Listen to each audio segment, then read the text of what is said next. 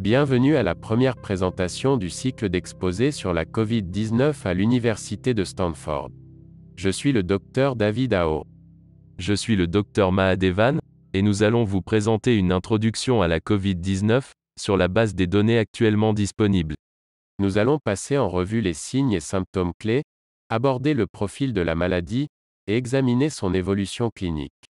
Après cette présentation, vous comprendrez de quelle façon la Covid-19 se transmet, notamment la propagation asymptomatique et sa multiplication. Vous saurez identifier les populations à risque, et reconnaître les signes ainsi que les symptômes clés. Définir le spectre de la maladie, qui peut aller d'une forme asymptomatique jusqu'à une forme grave. Décrire l'évolution typique de la maladie. Et comprendre que la façon dont se présente la maladie peut être atypique chez certains patients. La Covid-19 se propage vraisemblablement par la toux, les éternuements, ou simplement par l'action de parler et de respirer, produisant des gouttelettes respiratoires qui peuvent se déplacer sur moins de 2 mètres en général. Les gouttelettes peuvent rester en suspension dans l'air ou se déposer sur des surfaces. Des personnes peuvent contracter la maladie en inhalant les particules virales ou en touchant des surfaces contaminées. Soyez conscient du fait que la maladie peut se propager avant l'apparition de symptômes. Les particules infectieuses qui sont invisibles à l'œil nu peuvent être présentes sur n'importe quelle surface, comme par exemple des poignées de porte, des côtés de chariot roulant, des claviers d'ordinateur, des sols. Rappelez-vous que l'infection peut se propager lorsqu'on touche son visage avec des mains contaminées. Une personne en infecte 2 ou 3, c'est le facteur R0, qui représente la propagation de base du virus. Cela signifie qu'une seule personne peut potentiellement causer l'infection de 6000 personnes en quelques semaines. Ce R0 est considérablement plus élevé que celui de la grippe saisonnière, ce qui signifie que la Covid-19 se transmet plus facilement de personne à personne. Un point qu'il est important de rappeler est que le R0 peut être réduit avec des mesures de santé publique, telles que la distanciation physique, le port du masque et l'hygiène des mains. En fin de compte, l'intervention la plus importante sera la vaccination d'autant de personnes que possible. Cela signifie qu'une seule personne peut potentiellement causer l'infection de 6000 personnes en quelques semaines. Ce R0 est considérablement plus élevé que celui de la grippe saisonnière, ce qui signifie que la Covid-19 se transmet plus facilement de personne à personne. Un point qu'il est important de rappeler est que le R0 peut être réduit avec des mesures de santé publique, telles que la distanciation physique et l'hygiène des mains. En Corée du Sud, une patiente âgée de 31 ans s'est rendue dans une église et est entrée en contact avec plus de 1000 personnes. L'incubation peut prendre jusqu'à 14 jours avant l'apparition de symptômes. La plupart des patients développent des symptômes environ 4 jours après l'exposition au virus. C'est très différent de la grippe saisonnière où des personnes peuvent développer des symptômes seulement quelques heures après l'exposition au virus. Cependant, les patients peuvent être contagieux avant de développer des symptômes, et ils peuvent aussi ne jamais présenter de symptômes. Cela peut entraîner une transmission silencieuse de la maladie dans des proportions considérables. Le taux de mortalité causé par la Covid-19 varie de 0,7% à 7,2%, selon les premiers rapports. Le véritable taux de létalité ne sera pas connu tant que nous ne serons pas en mesure de mener des campagnes de tests beaucoup plus poussées, car il est fonction du nombre total de cas détectés. De plus, les variants peuvent avoir des taux de létalité différents. Comme tous les virus, celui de la Covid-19 subit des mutations au fil du temps. Alors que la plupart des mutations n'affectent pas la fonction virale, certains variants identifiés sont devenus le variant dominant dans certaines régions, ou ont causé des préoccupations cliniques sérieuses parce qu'ils sont plus transmissibles et parce qu'ils engendrent des formes plus graves de la maladie. L'OMS a identifié plusieurs variants préoccupants dominants, et observe davantage de variants d'intérêt ainsi que l'apparition potentielle d'autres variants préoccupants. L'OMS continuera à suivre leur évolution avec ses partenaires basés dans le monde entier. Les patients plus âgés sont davantage exposés au risque de complications et de décès.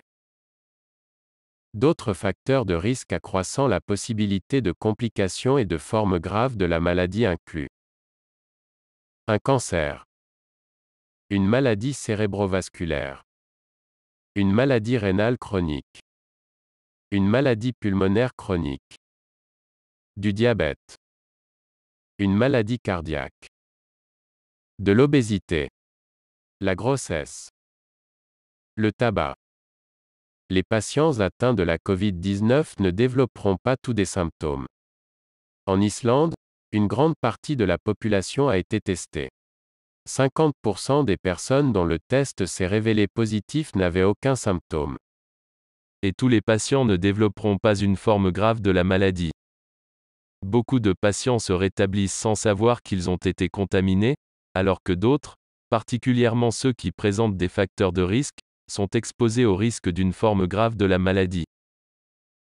Environ 81% des patients vont développer une infection bénigne aux alentours du 4e jour. Ces patients peuvent ressentir des symptômes qui ressemblent à ceux de la grippe, comme par exemple de la fièvre, de la toux et des courbatures. Ils peuvent également perdre le goût ou l'odorat. Cependant, environ 14% de tous ces cas évoluent vers une forme plus grave de la maladie aux alentours du 9e jour. Ces patients se plaignent d'essoufflement. Ils présentent une forme grave de pneumonie affectant NGT, 50% des poumons. En conséquence, ils souffrent d'hypoxie, c'est-à-dire de manque d'oxygène dans leurs tissus vitaux. Et environ 5% des patients tomberont gravement malades aux alentours du 12e jour. Ces patients développeront une insuffisance respiratoire et auront souvent besoin d'une assistance respiratoire. Certains développeront un choc et des dysfonctionnements de plusieurs organes. Certains vont décéder, alors que d'autres peuvent se rétablir. Une autre présentation abordera les aspects spécifiques de la classification des risques. Le temps moyen pour un rétablissement. Pour des formes peu sévères, il est de 2 semaines environ. Pour des formes plus graves, il peut être de 3 à 6 semaines. Bien qu'elles ne soient pas pleinement comprises, des complications autres que respiratoires ont été identifiées. Les complications inflammatoires sont semblables au syndrome de libération de cytokines, bien que moins graves. Le syndrome inflammatoire multisystémique chez les enfants, ou MIS-C, est semblable au syndrome de Kawasaki et a été observé dans de rares cas chez les enfants. Les complications cardiovasculaires peuvent aller d'aucun symptôme jusqu'à l'arythmie, la lésion myocardique, l'insuffisance cardiaque et le choc cardiogénique. La thrombose veineuse profonde et l'embolie pulmonaire sont fréquentes, affectant jusqu'à un tiers des patients en soins intensifs selon certains rapports. Les complications neurologiques se présentent essentiellement sous la forme d'encéphalopathie, particulièrement chez les patients en soins intensifs, et certains patients se plaignent de symptômes persistants pendant des semaines voire des mois. Des infections bactériennes secondaires peuvent apparaître, mais elles ne sont pas fréquentes. En résumé, la Covid-19 est très contagieuse, avec une croissance exponentielle lui permettant de se transmettre dans le monde entier.